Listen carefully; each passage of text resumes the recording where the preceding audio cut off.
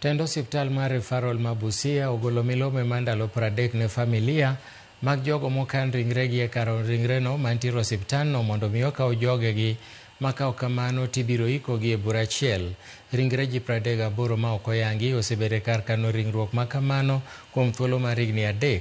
To kaluwore gi tend kar kano ringreno, ginyalo mana kano ringre 12 kuom thuolo achiel. Ginyiso joma dibed ni manyo wedegi mondo dhi oyangi ka ringre mosebudho kanyo nyalo bedo mag wedegi mondo mi okonygi golo ringrego e kar kano ringre jomotho e osiptalno.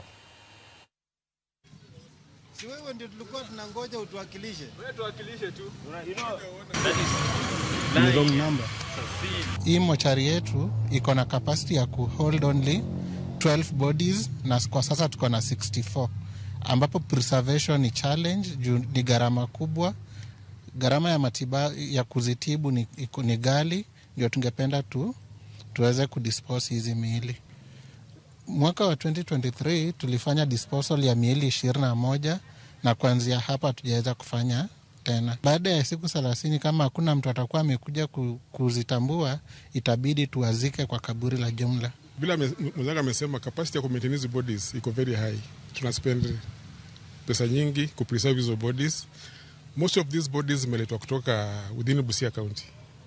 Kutoka Nambale, kutoka Butula, kutoka Bumala, Adungosi na Busia hapa. So nyingi ni wale, tuko na wale wa mob justice, tuko na wale wa accidents. Na ukiangalia system ya Kenya, Wakenya wengi wako na ID. So mtu akikuja hapa kumidentify na ID inakuwa rahisi. But Uganda utapata Waganda wengi hawana vitambulisho. So wakivuka kija ngambo ya huku na wafariki huku inakuwa